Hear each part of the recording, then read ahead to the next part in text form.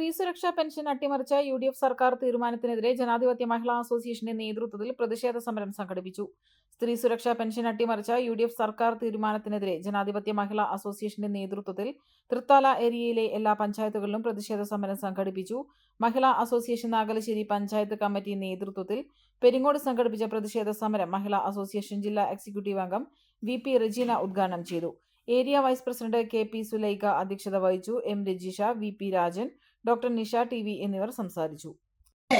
അടുക്കളയിലെ വാഷിംഗ് മെഷീനും പ്രഷർ കുക്കറും മിക്സിയും ഗ്രൈൻഡറും ഒക്കെ സ്വയമായി മാറി വൈകുന്നേരം 10, 11, 12 മണിക്ക് കിടക്കുന്നത് വരെയും ഒരു യന്ത്രം പോലെ, എണ്ണയിട്ട യന്ത്രം പോലെ കറങ്ങുന്നവളാണ് ആര്?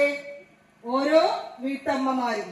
അതിനാരും തന്നെ അവരുടെ ജോലിക്ക് മൂല്യം കൽപ്പിക്കാറില്ല.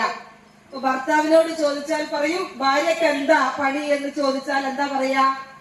ഓക്ക് പണിയൊന്നുമില്ല, അല്ലെ? കുട്ടികളോട് ചോദിക്കുക അമ്മയ്ക്ക് എന്താ പണി എന്ന് ചോദിച്ചാൽ കുട്ടികളും പറയും അമ്മക്ക് പണിയൊന്നുമില്ല. അങ്ങനെയല്ലേ പറയാറ്?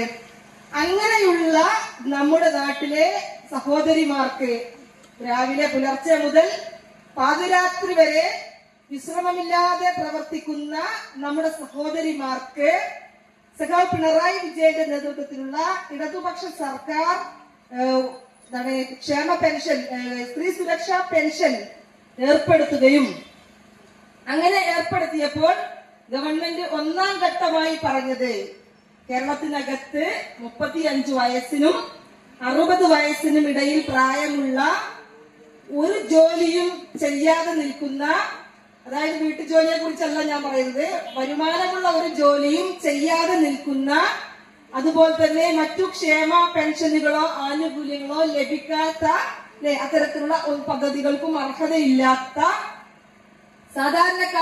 സാധാരണക്കാരായിട്ടുള്ള സഹോദരിമാർക്ക് ഒന്നാം ഘട്ടമായി പെൻഷൻ കൊടുക്കുന്നു എന്നുള്ളതാണ് നമ്മുടെ സർക്കാർ, നമ്മുടെ മുഖ്യമന്ത്രി പിണറായി വിജയൻ അന്ന് പറഞ്ഞത്.